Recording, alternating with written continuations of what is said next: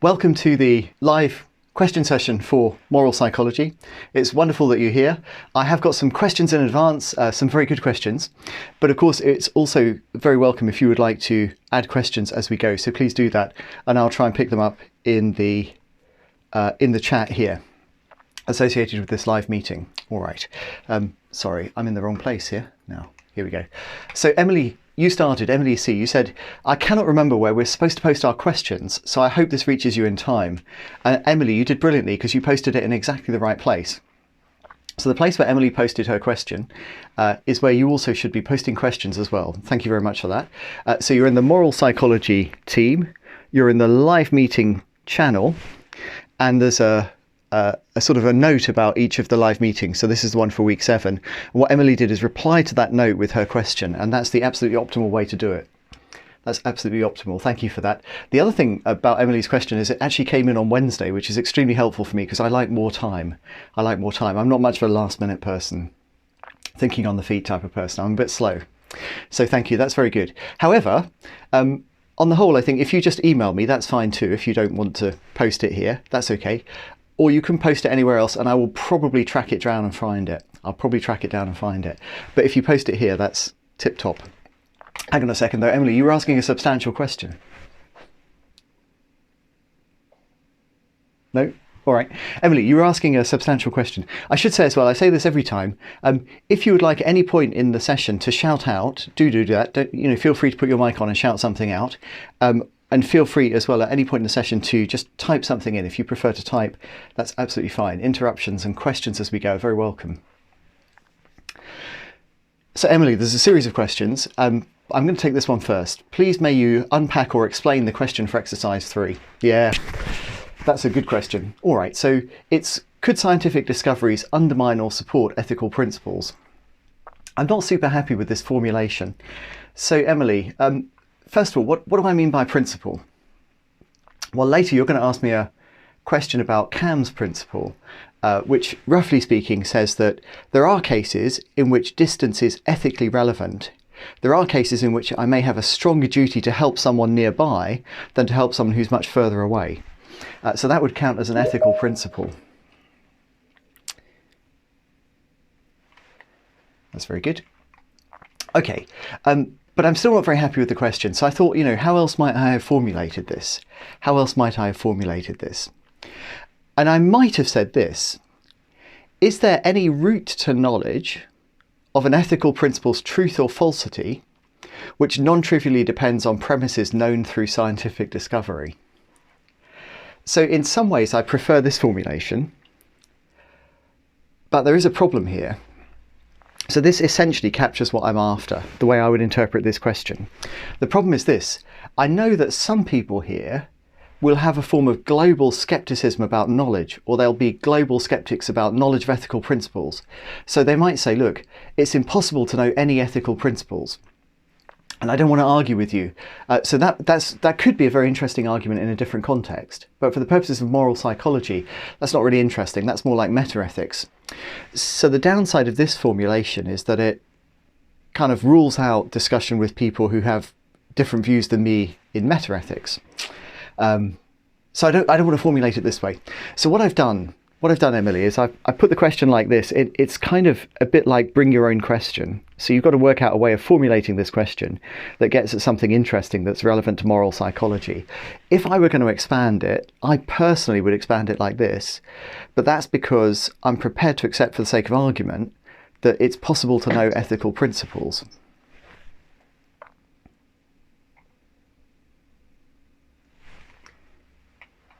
And if it's possible to know ethical principles, this is a fine way to formulate it. Let me try and do a little bit better though, Emily. So I want to also draw a comparison between this case where we're thinking about ethical principles and the question about mathematical principles. So you see the difference here is I've just got the same thing with mathematical.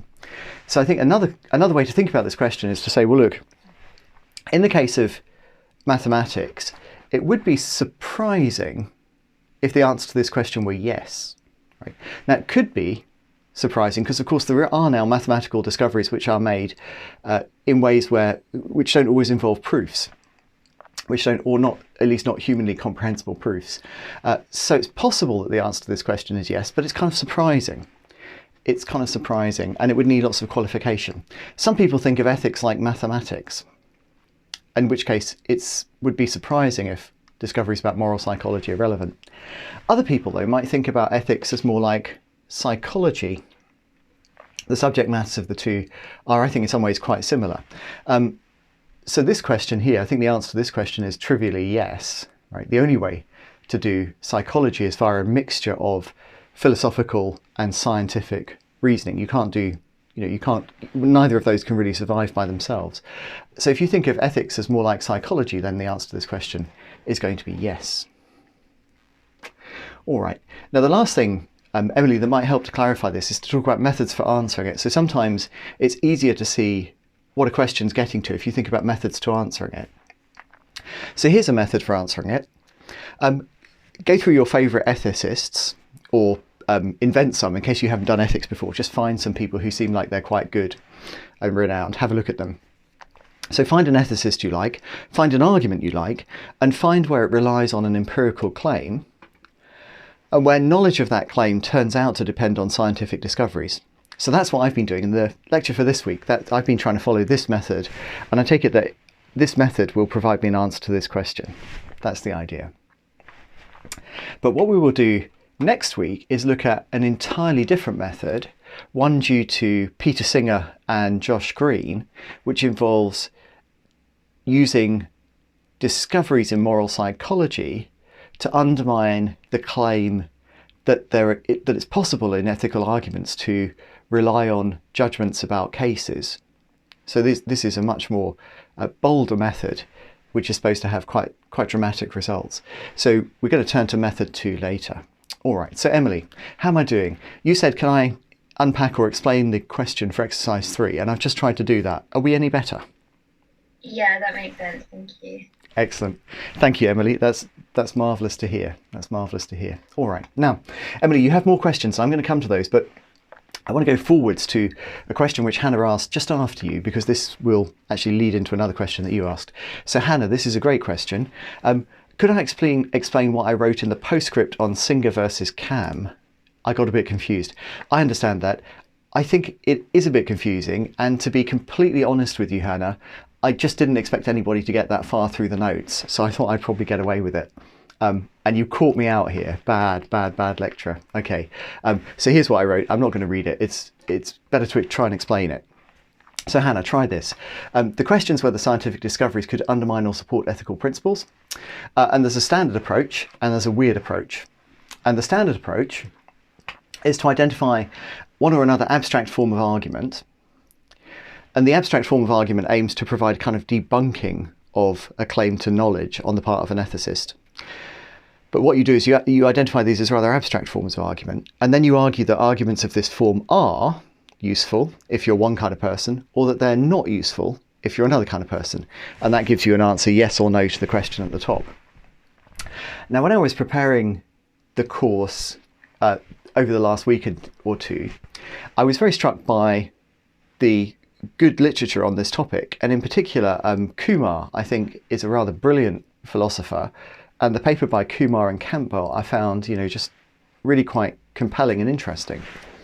So I was originally going to follow the standard approach, and the advantage there is that I can just tell you, look, all of this stuff, these are good papers, they're in philosophy journals, it's clearly philosophy, and they're clearly kind of decent bits of philosophy.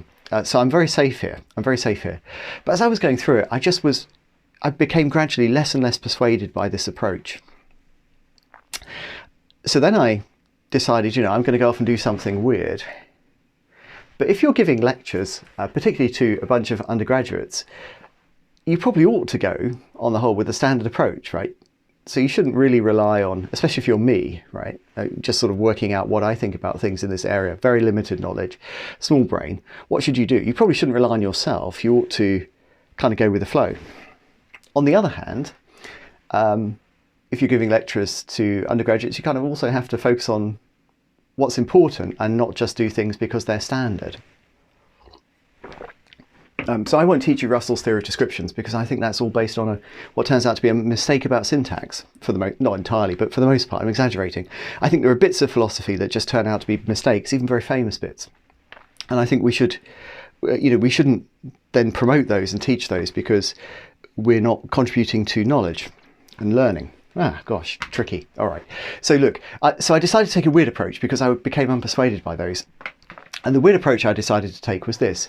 I wanted to go and look at particular ethical arguments where the ethical arguments rely on an empirical claim and where our knowledge of that empirical claim turns out, unbeknown to Foote or Cam, to depend on scientific discoveries. So I thought I'll go and look for those cases.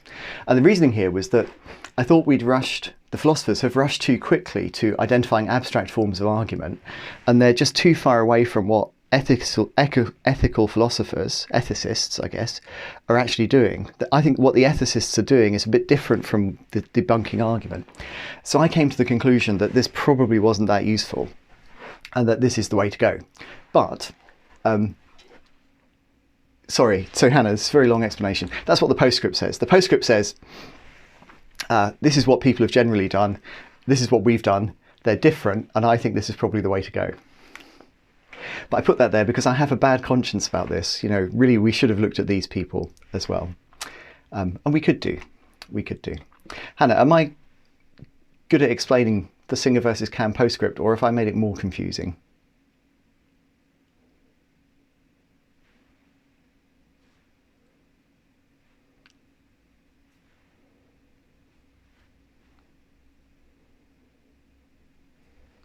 Excellent. What's Hannah saying? Yes, that really helped. Thank you. Okay, that's great. Thank you, Hannah. Good.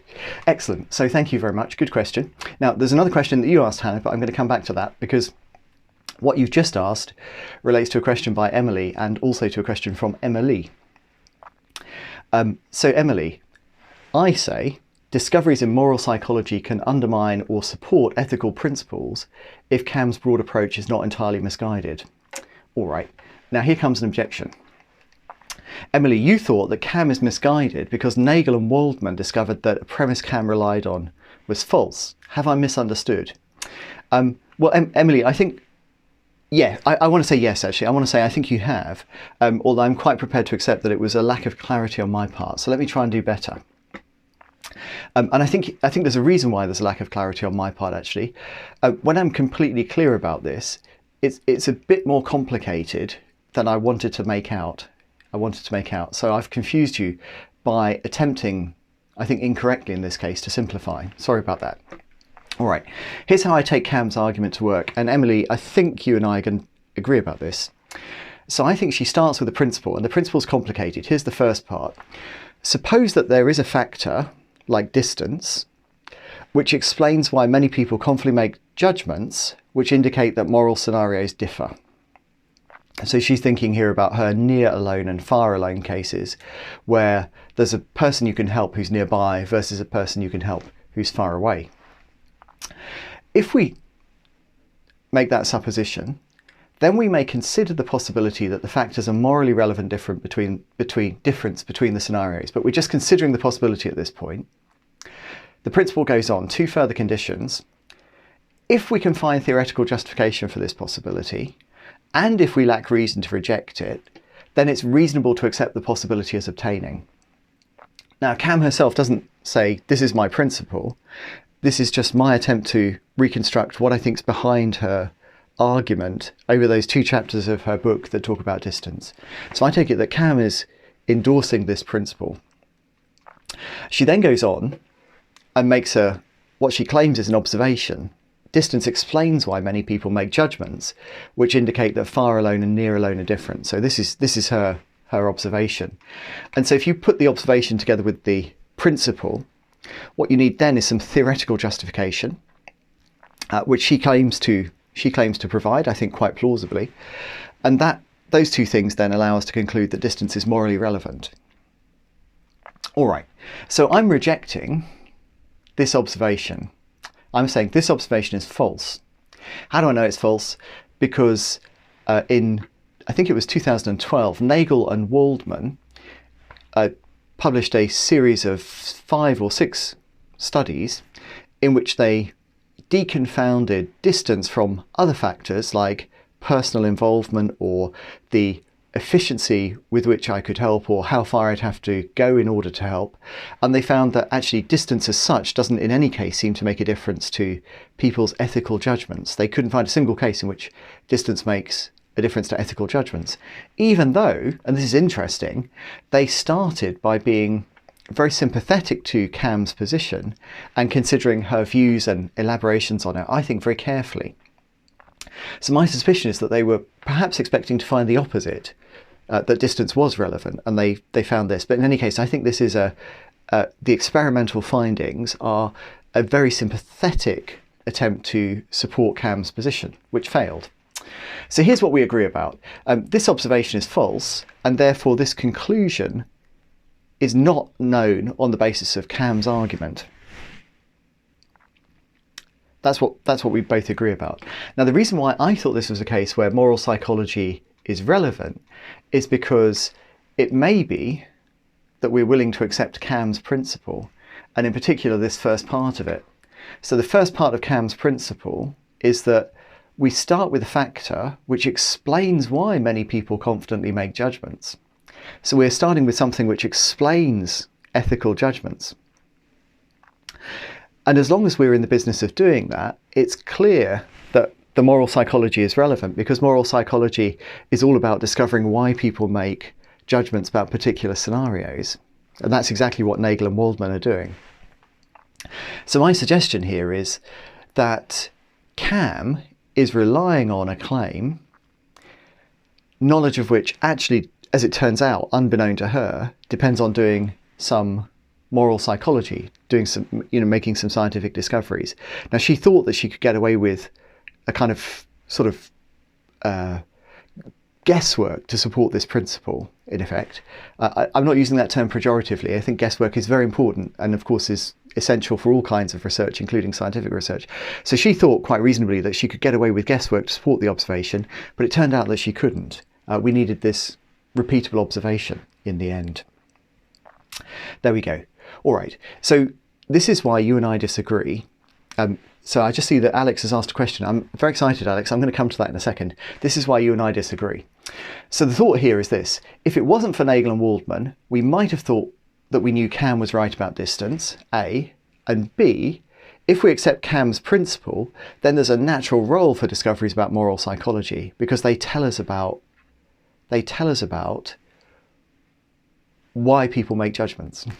All right, so Emily, just before I go to Alex, Emily, how have I got here? Are you and I now happy and in complete agreement about this? Yeah, I think so. Ooh, excellent. That's a good result. Marvellous, marvellous. All right, so Alex, let me go and get rid of all of the green here.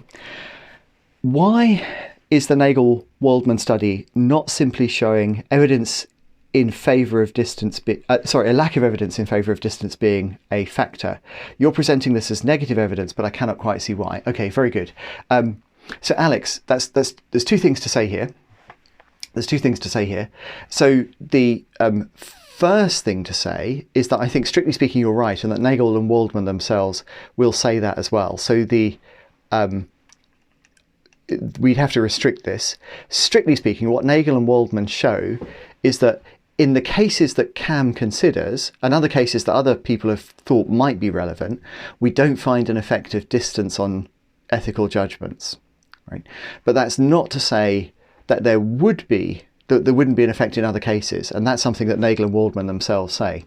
So Alex, you're right. Strictly speaking, I need to rein this in. Oh no, actually no, this is fine. Sorry, Alex, this is fine. I've actually done okay here. So I've said, which indicates that far alone and near alone are different. So if we restrict ourselves to this observation, then things are fine. It could be that there are other cases, not like those that Cam or other philosophers have considered, where distance is actually important. You're absolutely right about that. Now, Alex, there's a second thing, and I just want to find a slide to show you this, if I can. Can I find the slide? Let me see. There's a second aspect to your question. Right, so this. Alex, I hope you can see the chart on the screen here. This is very important. Now, Nagel and Waldman, So what I'm saying, Alex, is that you're right in this to this extent, that Nagel and Waldman can't rule out that distance may be important in other cases, right?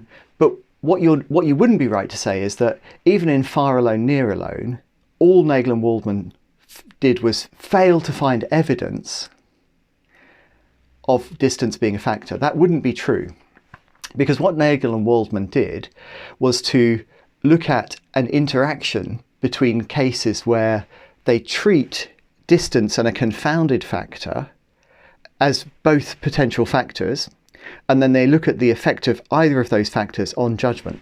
So in this case, this isn't the CAM case, but it's the one where the graphical representation is clearest. One thing that's often confounded with distance is the necessity to traverse a certain amount of distance, right? So if somebody's further away and somebody's nearer away, you might think, well, I have a duty to help the nearer person, but that's because it's harder for me to travel and go further. There's that distance to travel. So this is one of the factors that gets confounded with distance in some cases, not CAM. CAM's very careful. And the important thing here is that what Nagel and Waldman show is that there's an interaction between whether it's necessary or not to traverse the distance and whether the person is near or far. So the exciting thing about the Nagel and Waldman study is that in a particular case they can produce evidence which says it's not distance but the need to traverse the distance, or it's not distance but the personal involvement, or it's not distance but some other factor which explains this pattern of judgments. Alex, are you with me on this?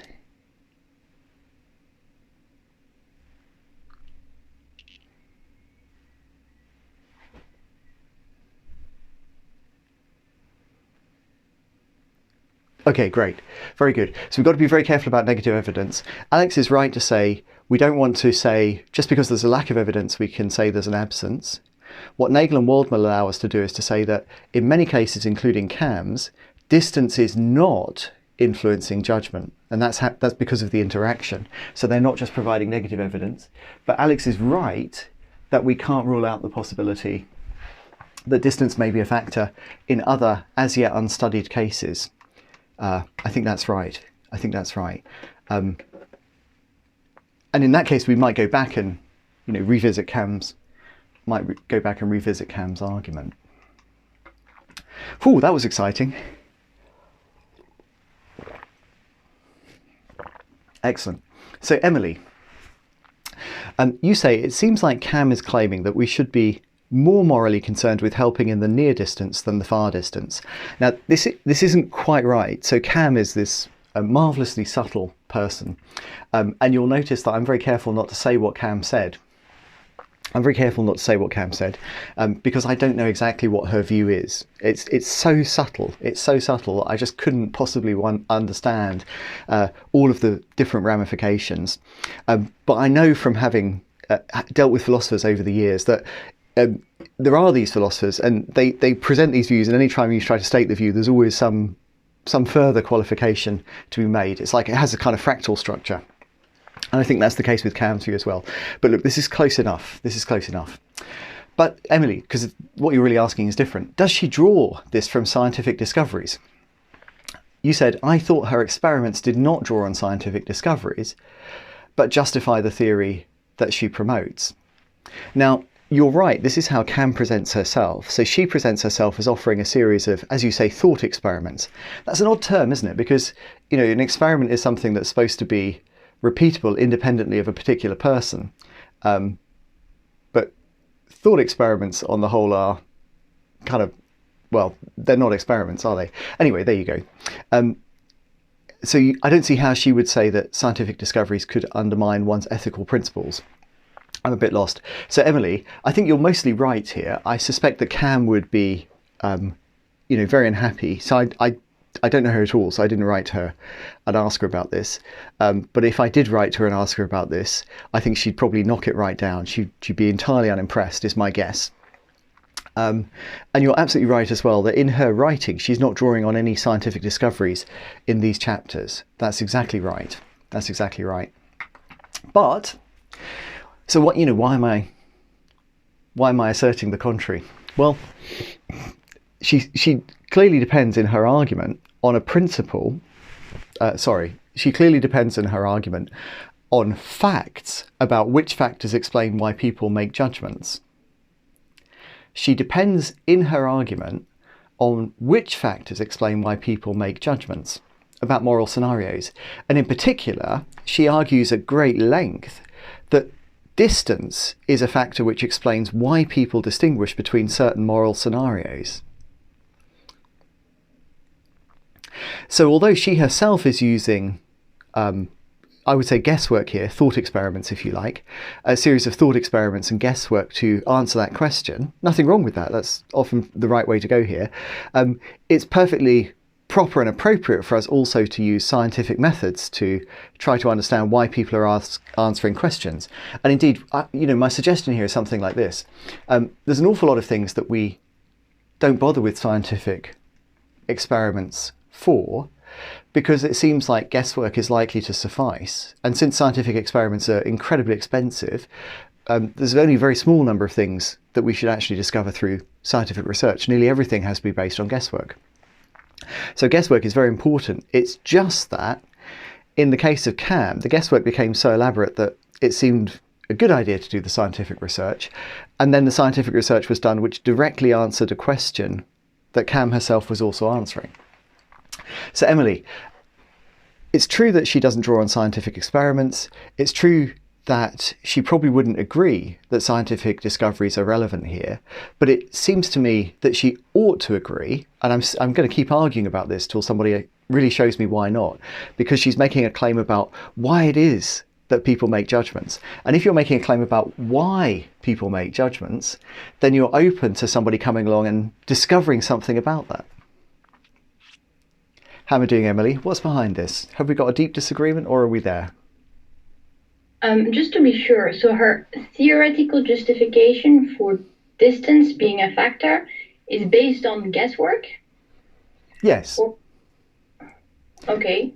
And supposition. Okay. I mean, if you would prefer to say intuition, right? So some philosophers talk about intuition or thought experiments, that's fine. I don't particularly mind how you sort of address that. But, to me, the crucial difference is between I've gone out and done a series of repeatable observations, or I'm using informal observation and some guesswork. But it's not meant to be pejorative. No, but then it doesn't seem very objective. Like, I'm perhaps too much of a skeptic in there being moral values, objective moral values. I see. So I think, so Emily, that's an interesting point.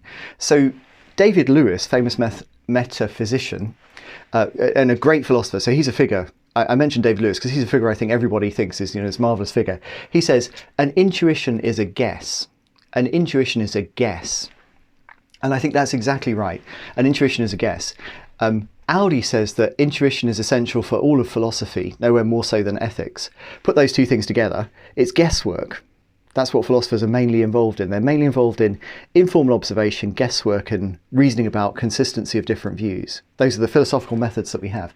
Now, if you're skeptical about those methods, then I think you've got, you're skeptical about epistemology, metaphysics, ontology, large areas of philosophy, and that's fine. That's absolutely fine.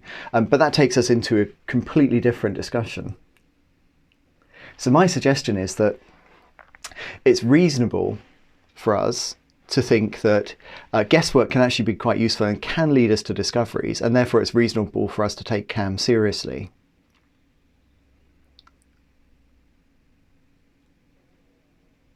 But Emily, if you like, I've actually divided you up into two groups. So here's how I'm thinking about this. There's a group of people who are okay with guesswork, as I call it. I mean, they will say intuition or whatever. It's just words. So there's a group of people who are okay with guesswork, and they'll be impressed by Foote and Thompson and Cam and the others.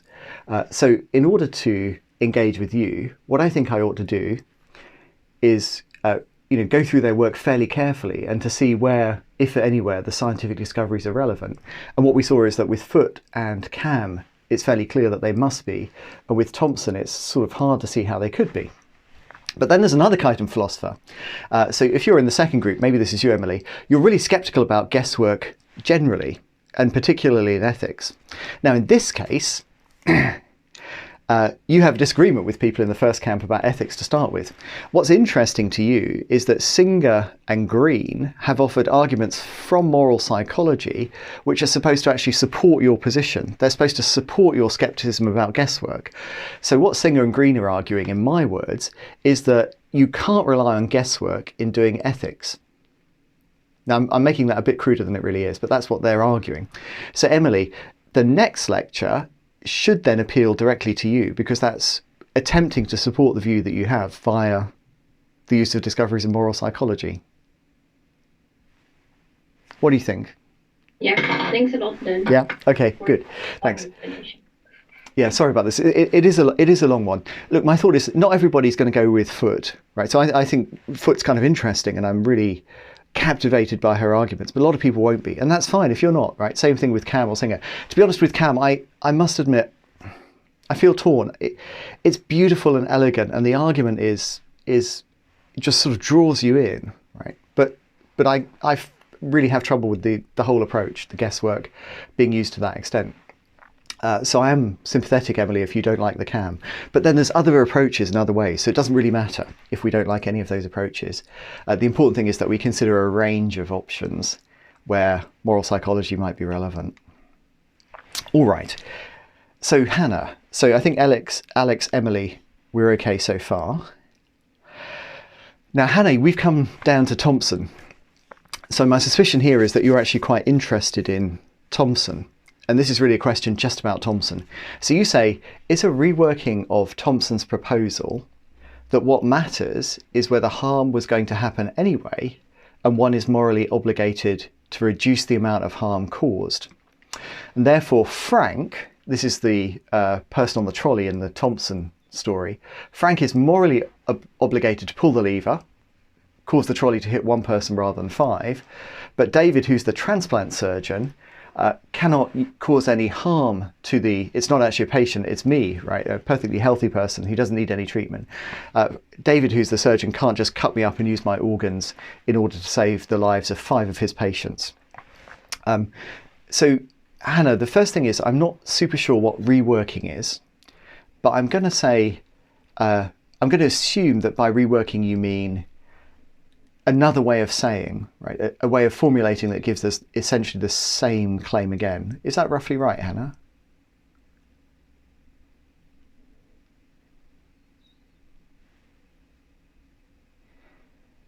Let me know whether that's right, Hannah. I'm just going to go on the assumption that it is. Oh, good, rewording. Okay, great, fantastic. Thanks, Hannah, that's good.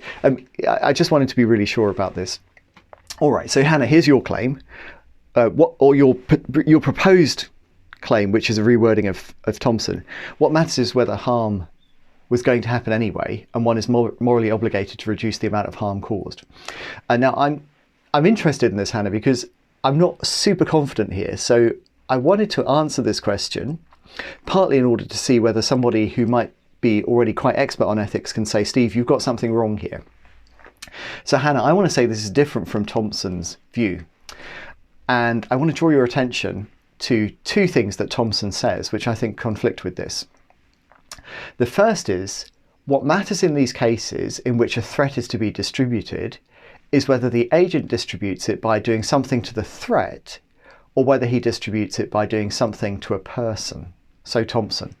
So the way that Thompson's thinking about this, the trolley, the streetcar, if you like, the tram, the trolley is moving along the street, that's the threat.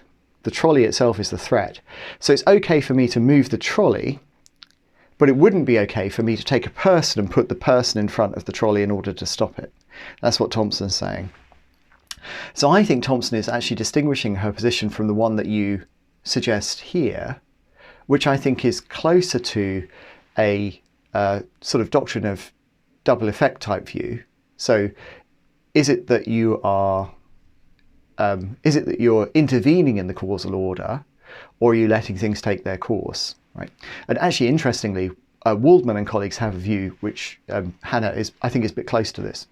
Now, the second thing, let's just see, I've got Baldwin here. Okay, I'm going to go on and give another quote here, and then I'll come to your question, Baldwin. Very good question. Here's the second thing that Thompson says. Thompson is interested in who has a claim to avoid a threat, or who has a claim in order to gain some benefit. So she imagines a situation, at one point she imagines a situation, this is about, the quote's about the health pedal, but Thompson actually also imagines a situation where there are a group of railway workers who are following all of the safety instructions on the, that are known, and then there's a schoolboy which has knowingly disregarded the rules, and what the schoolboy has done is decided to play on the railway anyway. There's some reason why the schoolboy does that, but he's essentially completely disregarding the rules. And what Thompson says is something like, in this case, the five have also a stronger demand on avoiding the threat than the schoolboy does, because the schoolboy's kind of broken the rules.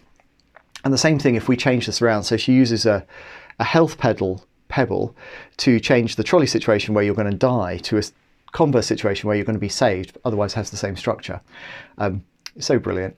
So she says, if one has no more claim on it than any of the five have, then we may deflect the health pebble away from the one and towards the five. And conversely with the trolley, right? So if you've got no more claim to avoid the threat than the five have, then it's okay for us to deflect the trolley away from the five towards you.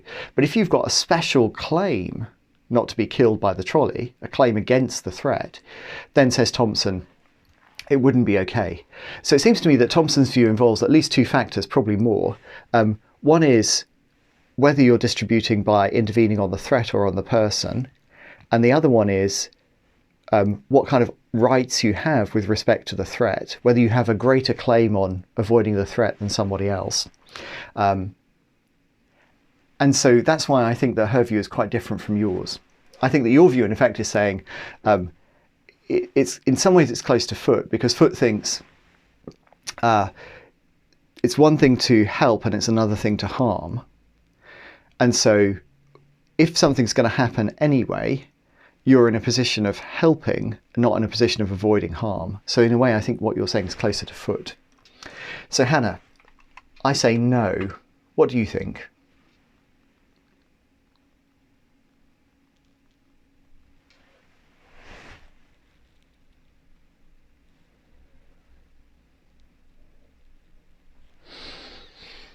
Excellent, you agree. Okay, marvellous, marvellous, very good, thank you. I'm happy for this. I'm also very happy if somebody wants to offer, some objections and some deeper understanding of Thompson here, who perhaps somebody who's done applied ethics or otherwise studied Thompson. All right, but let's go to Baldwin. So you say, what is the difference between Edward and Frank? So Baldwin, I think, I'm just doing this from memory, but I think what happens is that Edward is the driver of the trolley. So Edward is in the position where he is driving along and he sees he's going to hit five people and he has to decide, should I swerve the trolley onto the five? Frank is a passenger on the trolley. What happens is the driver realises that the brakes have failed, dies of shock and shouts out, we're going to hit five people. And Frank then has the possibility to run to the front and move the trolley onto another line. And the idea, what we're supposed to get at here, the reason for Frank, Baldwin, I hope we agree about this, I hope I've got this right. The reason for Frank is that it's supposed to be that in Frank, it's very clear that to act would be to help the five. To act would be to help the five at the expense of harming the one, rather than to not harm the five. So if Frank does nothing, the idea is that Frank hasn't thereby harmed the five, according to Thompson. So, Baldwin, you go on. Isn't it already the case in Edward that he is only failing to help the five if he runs them over and harming the one person if he turns the trolley? Yeah. So, Baldwin, I struggle with these cases and I'm very happy to accept that. I'm very happy to accept that. I think that's okay, because if you're right, Baldwin, that will actually strengthen Thompson's argument against Foot. That will strengthen Thompson's argument against Foot. So I think that's okay. I think what Thompson needs to do is to show that Foot, her principle, can't distinguish the cases. Why does she need the Frank case in the first place? I think that's because Foot clearly thinks differently. So you and I, look, Baldwin, here's the thing, right? I really struggle with this kind of helping harming. I think that's actually kind of dependent on how you frame the description of the scenario. So I'm not sure that there's a substantial difference there. It's a bit like these old-fashioned ideas about agent and patient. It just turns out that the distinctions are all a matter of framing, and there isn't any kind of fundamental thing there once you get rid of framing effects. It's all in the framing. I think helping and harming as well. So sorry, Baldwin, here's a confession. I'm really bad at this because I just don't believe that we can make a robust distinction. Okay. So I'm a bad person to be doing this. Confession time. But Baldwin, you say, why does she need the Frank case in the first place? I think that's because, Baldwin, Foote thinks that, wait a minute, who is it? Foote thinks that Edward would be harming if Edward did not turn the trolley. That's how Foote describes the case. So Thompson therefore needs to introduce Frank in order to get around Foote's interpretation of Edward. Rather than arguing about the interpretation of the case, Thompson goes, here's Frank, we're both going to agree about Frank. And I think that's a good technique. So even if you're right about Edward, it's actually better not to have a long discussion about Edward and just go for Frank. Yeah, okay, good. I think we're there. But many of us, so it may not just be me and you, Baldwin, but many of us may have trouble with some of these cases because we may not actually be prepared to accept that there's a distinction between helping or harming, for example. And if we have good reason for rejecting that distinction, then a lot of the discussion here is going to be quite difficult for us to accept. This is actually related to the arguments from framing effects, of course. So it looks like, gosh, I'm not going to say this, but we could talk more about this because it's quite an interesting topic. Sorry, the problem is I'm just much too interested in this part of the course, and I'm going to get drawn off into all kinds of discussions. But because you lovely people are not sort of here to frown at me or fall asleep in a very obvious way, you know, sometimes when I'm giving a lecture, there's someone who will helpfully sort of lie on the desk and start snoring, or people who will very obviously start yawning. It's like, yeah, Steve, shut up, you know. Stop doing this. But when you're like this, I can't see that. You're just falling asleep with the sound off, so it's no good at all. There we go.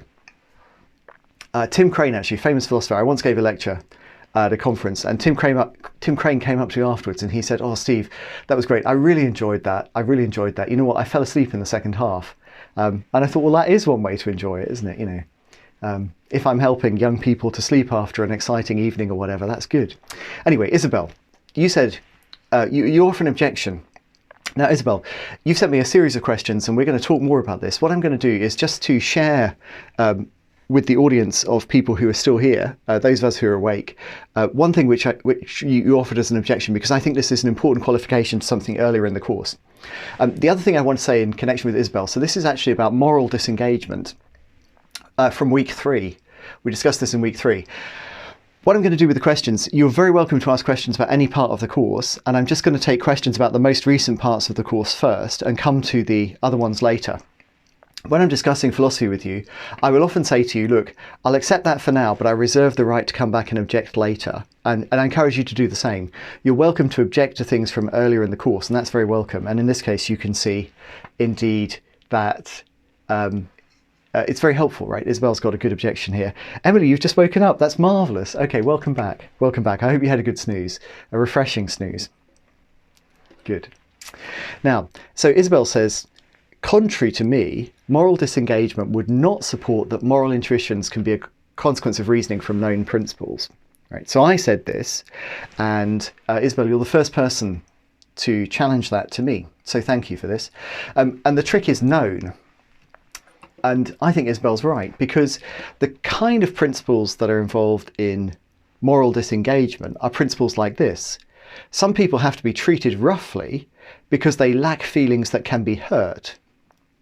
Now, Isabel is rightly going to tell me, look, Steve, it's impossible to know this principle because it's false, right? You can't know something if it's false. Interestingly, people disagree with that. So if you ask first-year psychology students, they often say that you can know things which are false. So I'm not going to insist on this. If you think that you can know things that are false, then Isabel's argument to my position doesn't work, and that's okay. I'm okay. But I'm going to take it that you can't know falsehoods, and therefore that I've said something which is false. So Isabel, your suggestion is, so forget about the quote in the middle there, your suggestion is that because the principles in question are erroneous, they can't be known, and therefore what I should have said is something like, moral intuitions can be a consequence of a process of reasoning, the basis of which is erroneous principles.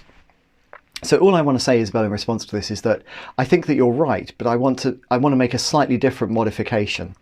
What I want to do is delete known principles and change that to principles which the reasoner can articulate. So I think that moral intuitions can be a consequence of reasoning from principles which the reasoner can articulate, and I think that's what moral disengagement shows. It was a mistake there to say known principles. So thank you, Isabel. I accept that objection. Now, I'm also aware, Isabel, that you might well be going quite a lot further with this objection than that, and I'm looking forward to that. But this is what I've got so far. Isabel, clear enough so far? It should be okay, because I've just agreed with your objection. All right. Very good. Okay, so look, we're way over time. I'm sorry about that. I didn't even mention it. When I saw it was past, I didn't even mention it because I'm sure people know that the right thing to do in this situation is to come and go as you feel free. To drop in, come and go as you feel free. Completely fine. Nice way to do a meeting. I think we should do that when we go back to university. We should do that as well. We should have slightly longer meetings, but you're free to kind of come and go whenever you like during the meeting. I think that would be quite nice. So, are there any more questions? Hello. First of all, maybe I misunderstood you a bit what you were saying earlier, but when you were talking about basically that intuition can stem from beliefs, basically we have moral principles we believe in, or knowledge, whatever we want to call it. What is the relationship, you think, between the two? Because clearly it can't be that we really, because if I come to hold an intuition based on a moral principle I have, on a moral belief, on a theory I have, then this seems to be inferential to me, which then would no longer make an intuition. And if it's more of a intuitive process from principles to intuitive beliefs, what would that process be? Excellent, good. Thank you, Paul Theo. I think that's exactly right. So let me just focus on the first thing that you said there. There is a difference between two things. Let's say belief.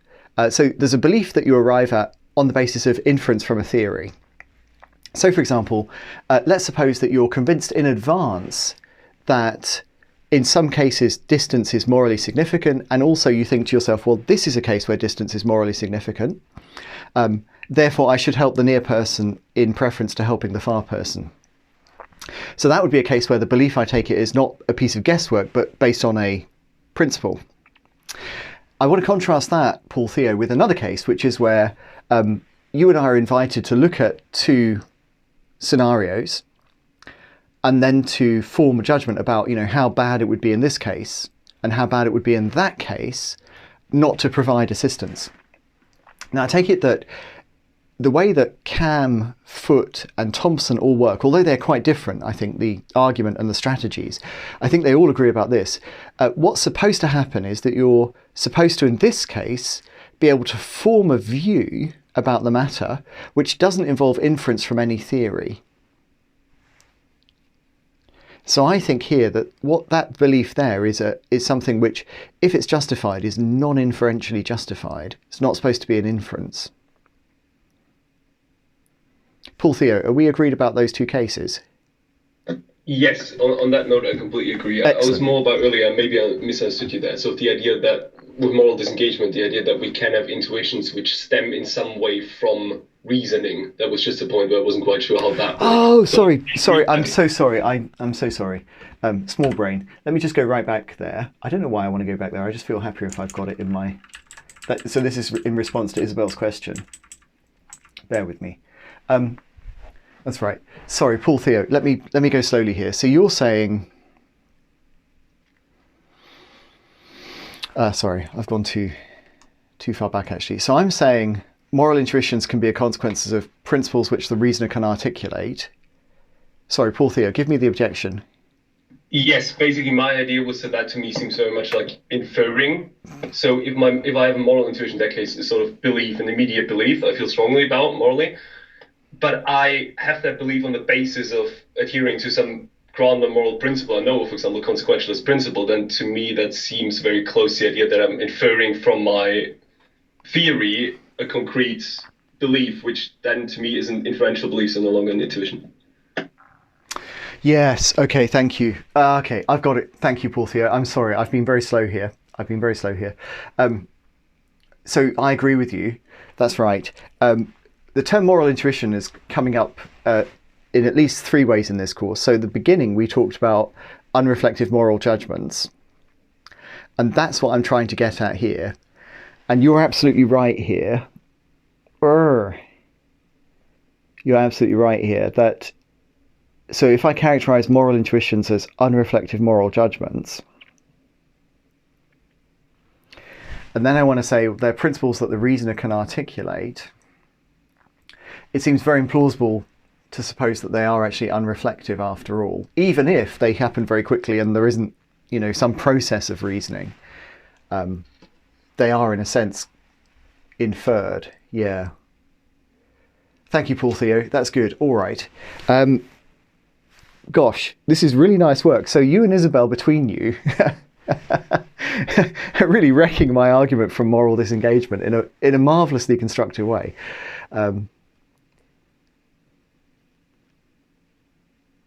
Paul Theo, I have to accept the objection. I can't see a way out here. Thank you. Yeah, I reserve the right. So what I'm going to do is go back to that section and work out if there's a way to salvage something. But what you've done, and thank you very much, you've made it clear that something's gone wrong there. I'm very grateful. I'm just going to make a note, actually.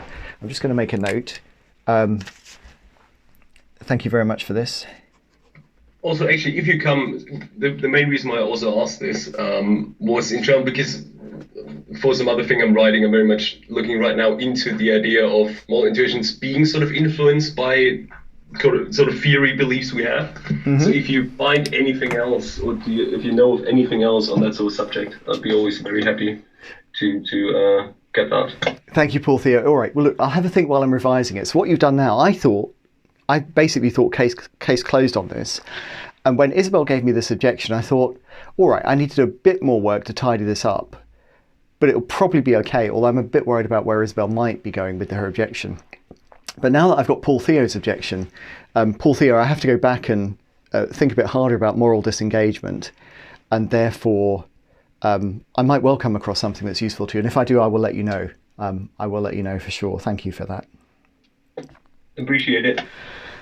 All right, everybody. Lovely people. Thank you very much for attending today's live lecture. Thank you very much for raising objections to points from the lecture. I think this is incredibly helpful and useful. As Isabel and Paul Theo have demonstrated, there are many places where your lecturer has got things wrong, and it's actually quite good if we're working through these things together. I'm not going to apologise for that, because I actually think having a bunch of really good students who can work out where the mistakes are is a very good part of the learning process. So we're all good. Thank you very much indeed for today. If you're in my seminar group, I'm looking forward to seeing you on Wednesday. Otherwise, I'm looking forward to seeing you again next Thursday for our next live question session. Thank you, everybody. Take good care.